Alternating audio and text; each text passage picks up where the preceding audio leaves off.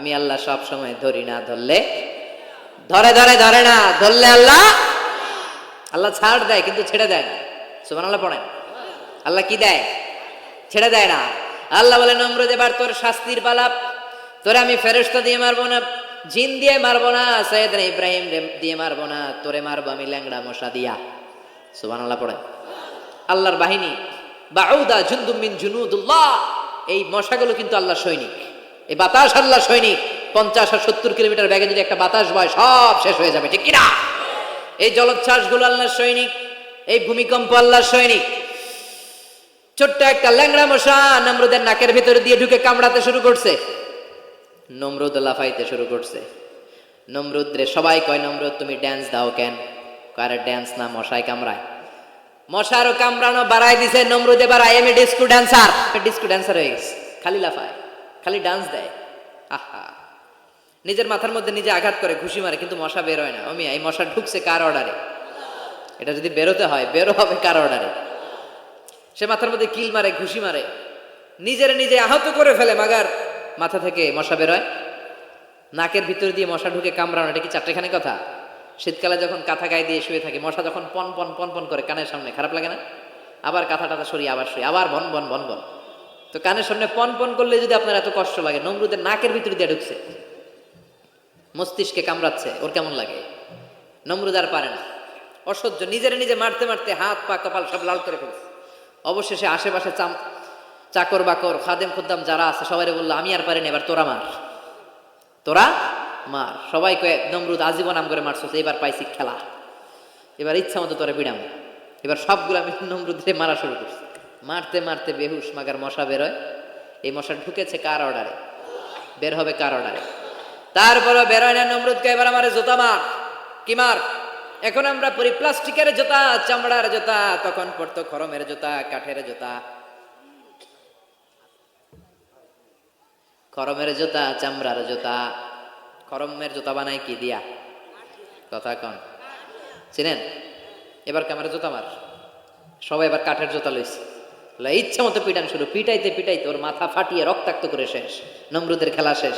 নমরুদের খেলা যখন শেষ, আল্লাহ সৈনিক ওই ল্যাংড়া মশা নাক থেকে বের হয়ে শূন্যে উড়াল দিয়েছে। চিল্লায় পড়েন আল্লাহু আকবার।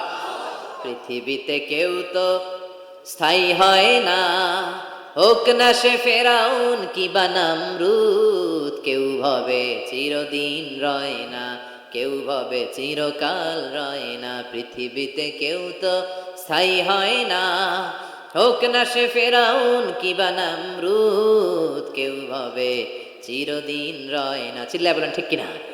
এজন্য আল্লাহ ডেকে বলে, গোলাম ইব্রাহিমের জীবনেতে তোমাদের জন্য শিক্ষা আছে, শিক্ষা আছে ইব্রাহিমের জীবনের জন্য, তোমাদের জন্য মডেল। আমি করি না তো এগুলো, তোমাদের জন্য মডেল আছে। অনেক নারীরা এসেছে, আমার মায়েরা বোনেরা, বাড়িতে সাইয়েদাতুনা হাজার, যাকে আমরা বলি বিবি হাজারা, ওনার জীবনী পড়বেন। ভাইয়েরা যারা এসেছেন, সাইয়েদনা ইব্রাহিমের জীবনী পড়বেন। এই জীবনীগুলো থেকে আলো নেওয়ার দরকার আছে না নাই? আপনার জীবনটারে আলোকিত করে দিবে কে? আজকের এই মাহফিল থেকে কি আমরা ওয়াদা করতে পারি না আমরা সাইয়েদনা ইব্রাহিম আলাইহিস সালামের জীবনী শুরু থেকে শেষ পর্যন্ত পুরোটা পড়বো, আর যা শিখলাম নিজের জীবনে কাজে লাগাবো? রাজি আছি না নাই? আমাদের মডেল হচ্ছে নবীরা। চিল্লায় বলেন, আমাদের মডেল কারা? এই নবীদের জীবনী মানলে আমরা আলোকিত মানুষ হতে পারবো। এই নবীদেরকে যারা অনুসরণ করে, এরা টেন্ডারবাজি করে না, চাঁদাবাজি করে না, মাস্তানি করে না, দুর্নীতি করে না। এরা 14ই ফেব্রুয়ারিতে মেয়েদেরকে নিয়ে নাচানাচি করে না। এরা দেশপ্রেমিক হয়, এরা আল্লাহওয়ালা হয়, এরা ইসলামের পক্ষের শক্তি। চিল্লায় বলেন ঠিক কিনা? আল্লাহ আমাদের সবাইকে তুমি বুঝার তৌফিক দান করো। অনেক নারী বোনেরা এসেছেন, নারীদের জন্য এক বাক্যে একটা নসিহত করে শেষ করে দেই। এক বাক্যে একটা নসিহত। আল মারআতু ইযা সাল্লাত খামসাহা, বিষ্ণু বলেছেন যে নারীরা মাত্র 4টা কাজ করবে, আল্লাহ তাআলা তাদের জন্য জান্নাতের 8টা দরজা খুলে দেবে। এক নাম্বার হচ্ছে আল মারআতু ইযা সাল্লাত খামসাহা, যে নারী 5 ওয়াক্ত সালাত পড়বে, ও সামাত শাহরাহা, রমাদানের রোজা রাখবে, আতাআত বা'লাহা, স্বামীর আনুগত্য করবে, ওয়া হাফিজাত ফুরুজাহা, নিজের লজ্জাস্থানের হেফাজত করবে, ফালতাদখুল মিন আইয়্যা আবওয়াবিল জান্নাতি শাআত, তারা আল্লাহর জান্নাতের 8টা দরজার যেটা দিয়ে মন চায় ঢুকবে, কোনো বাধা নাই। এগুলো মানার দরকার আছে না নাই? আল্লাহ আমাদের ফ্যামিলিগুলোরে সাইয়েদনা ইব্রাহিমের ফ্যামিলির মতো জান্নাতি ফ্যামিলি বানান।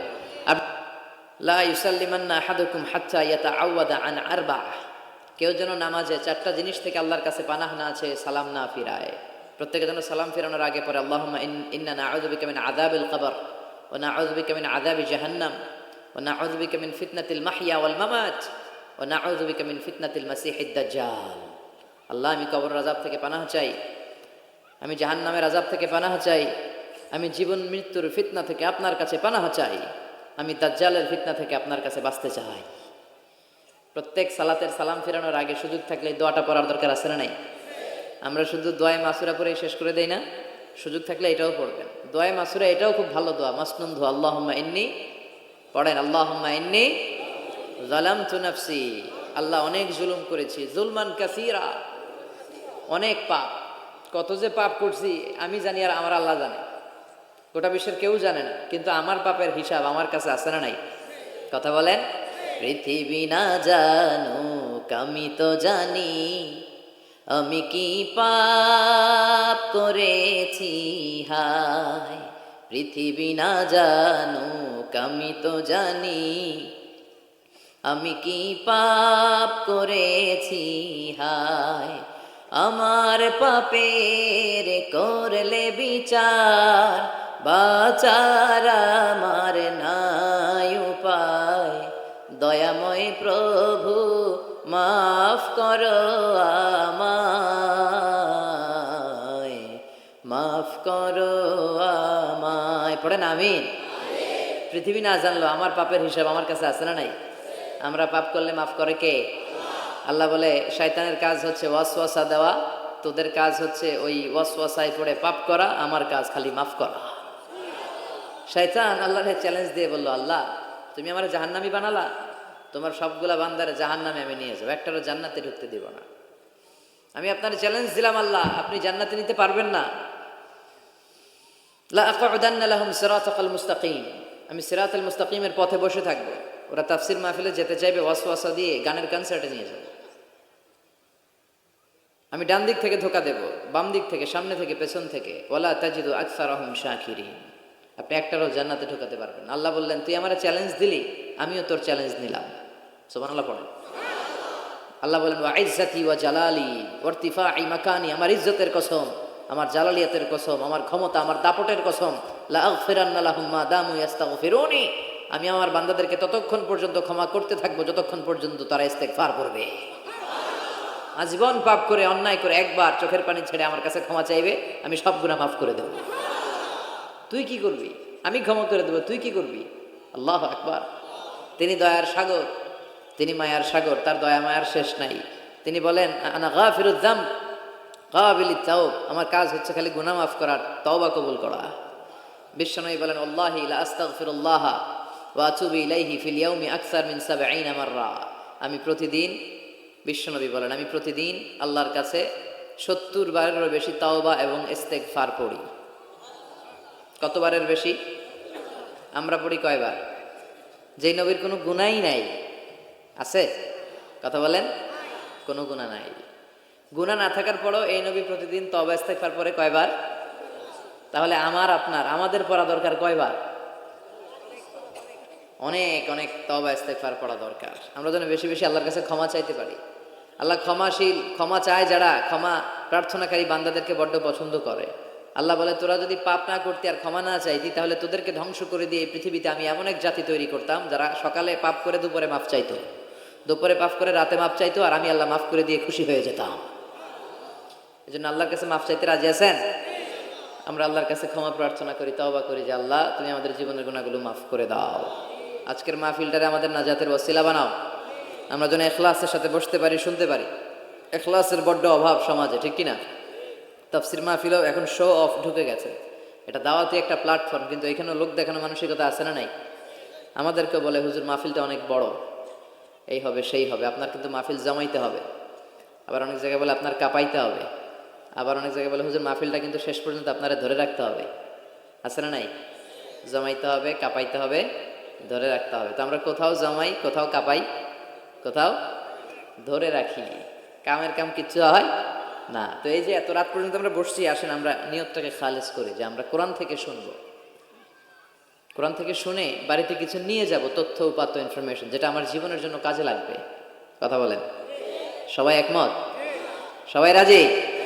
আল্লাহ তুমি তৌফিক দাও। আরো জোরে পড়ি আমিন। চরকুলিয়া যুব সমাজের উদ্যোগে বীর মুক্তিযোদ্ধাদের পরিচালনায় মাশাআল্লাহ 12তম ঐতিহাসিক তাফসিরুল কোরআনের প্রোগ্রাম। স্থান ঐতিহাসিক চরকুলিয়া লায়লা আজাদ কলেজ ময়দান, মোল্লাহাট, বাগেরহাট। বাগেরহাটে এই প্রথম আসছি আমি, এর আগে আসিনি। প্রধান অতিথি জননেতা জনাব শেখ হেলাল উদ্দিন, মাননীয় সংসদ সদস্য, বাগেরহাট 1। বিশেষ অতিথি জনাব শাহিনুল আলম সানামিয়া, বীর মুক্তিযোদ্ধা কমান্ডার। প্রোগ্রামের সভাপতি হচ্ছেন জনাব হজরত মাওলানা ইয়ার আলী সাহেব, মুহতামিম, চরকুলিয়া টাকিয়ারকুল রাজনগর কবরস্থান, মোল্লাহাট, বাগেরহাট। এরপর উপস্থিত আছেন সেলিম রাজা ভাই, ভাইস চেয়ারম্যান প্রার্থী।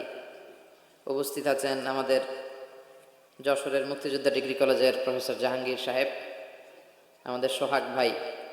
অনেক পিঠা টিঠা খাওয়ালেন আজকে বাগেরহাটের, অনেক ঐতিহ্যবাহী খাবার দাবার আজকে খেলাম আলহামদুলিল্লাহ। তো আসেন আমরা সরাসরি কথা শুনি কোরআন থেকে। তার আগে আমরা 3টা তাকবীর দেব। আল্লাহ বলেন রাব্বাকা ফাকাব্বির, glorify the name of your lord, তোমার রবের নামের বড়ত্বের ঘোষণা দাও। আমরা ভাগাভাগি করে দেব। প্রথম তাকবীর দেব যারা বিবাহিত আছি তারা, দ্বিতীয় তাকবীর দেব যারা অবিবাহিত আছি তারা, তৃতীয় তাকবীর সবাই মিলে দেব ইনশাআল্লাহ। পড়েন, রাজি আছেন? কষ্ট পাচ্ছেন না তো? এটার উদ্দেশ্য হচ্ছে একটু আপনাদেরকে চাঙ্গা করে তোলা, একটু চাঙ্গা হয়ে উঠবেন তাকবীর দিয়ে, এরপর আমরা কথা শুনবো। বিবাহিত কারা কারা আসছেন দেখি হাত তোলেন। ওরে আল্লাহ, সব দেখি বিবাহিত, হাত নামান। অবিবাহিত কারা কারা আসছে দেখি, এক হাত করে তোলো। এরা একটু কম সংখ্যায়, দেখি কি অবস্থা, কাদের পারফরমেন্স কেমন হয় দেখি। আমি লিল্লাহি তাকবীর বললে শুরুতে বিবাহিতরা পড়বেন আল্লাহু আকবার। শুরুতে বিবাহিতরা রেডি হয়েছেন? পারা যাবে? শুরুতে শুধু বিবাহিতরা তাকবীর পড়েন, লিল্লাহি তাকবীর, মাশাআল্লাহ। এবার অবিবাহিতরা রেডি? হ্যাঁ, বিবাহিতদের হারানো যাবে তো? এবার তোমরা পড়ো তো লিল্লাহি তাকবীর। সমান সমান হয়েছে। আচ্ছা, এবার সবাই মিলে 3টা পড়ি। পড়েন লিল্লাহি তাকবীর, লিল্লাহি তাকবীর, লিল্লাহি তাকবীর। আল্লাহ তাকবীরগুলোকে কবুল করো, এই তাকবীরগুলোরে আমাদের নাজাতের ওসিলা করো। আমরা আমাদের খুতবার শুরুতে আজকে সূরাতুল বাকারার 124 নম্বর আয়াত তেলাওয়াত করেছি। এই 124 নম্বর আয়াতের আলোকে আমরা সাইয়েদনা ইব্রাহিম আলাইহিস সালামের জীবনে ঘটে যাওয়া কিছু বিষয় থেকে আমাদের জন্য কি শিক্ষা, লেসন আছে, রিমাইন্ডার এন্ড মেসেজ আছে, এগুলো জানার চেষ্টা করব এই চমৎকার রজনীতে। সবাই শুনতে রাজি আছেন তো? শেষ পর্যন্ত থাকবেন নাকি ওঠা বসা? হ্যাঁ, কেউ উঠবেন না তো? বিশৃঙ্খলা করবেন না তো? কথা দিলেন? আচ্ছা, এই আয়াতে আল্লাহ বলছেন, আমি আমার খলিল ইব্রাহিমকে অনেক পরীক্ষা করেছিলাম জীবনে।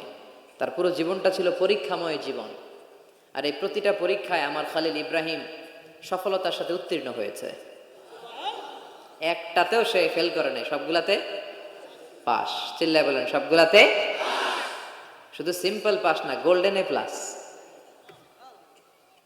Golden GPA 5, first class first, global award পেয়েছেন। গ্লোবাল অ্যাওয়ার্ড, অ্যাওয়ার্ডটা দিয়েছে কে? আমরা জানার চেষ্টা করব কি অ্যাওয়ার্ড পেলেন তিনি আল্লাহর কাছে, কি তার এত মহিমা, কি তার জীবনী, biography and life sketching of prophet Abraham.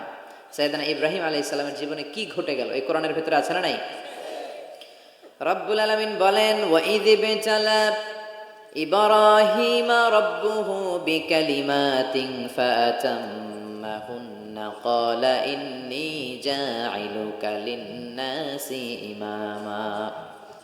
আল্লাহ বললেন, ও নবী, স্মরণ করুন সেই সময়ের কথা যখন আমি আমার ইব্রাহিমকে অনেকগুলো বিষয়ে পরীক্ষা করলাম, আর আমার ইব্রাহিম প্রতিটা পরীক্ষায় সফলতার সাথে উত্তীর্ণ হলো। ফলাফল স্বরূপ আমি ইব্রাহিম রে বললাম, ইব্রাহিম, তোমারে আমি গোটা বিশ্বের মানুষের নেতা বানাইয়া দিই।